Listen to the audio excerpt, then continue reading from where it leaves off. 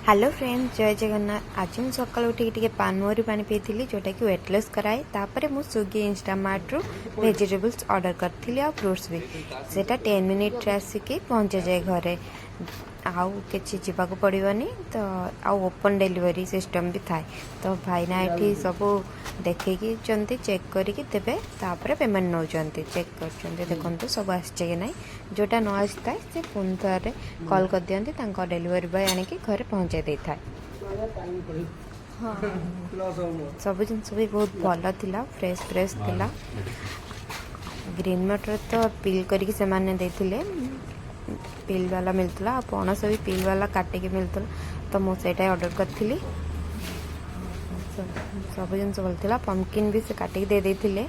सब जिन मत बहुत ही भल लगी। लंच रे मु दही कड़ी, भात, पापड़, सलाड आउ एटा बीन्स करी खाई। बीन्स मंजीर गोटे करी कौन कहते बरगुड़ी करी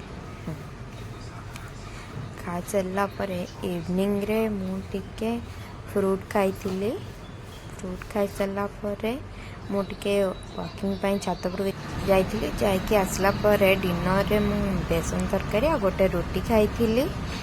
बेसन तरकारी मत तो बहुत भल लगे। आपण मानू केमिति लगे? तापर राति रे मुझे आइसक्रीम खाया इच्छा है तो आइसक्रीम खाइली। सहीगली। जय जगन्नाथ सांग मैंने आपण मैंने मो चैनल नुआ थे मो चैनल को दयाकोरी सब्सक्राइब करने।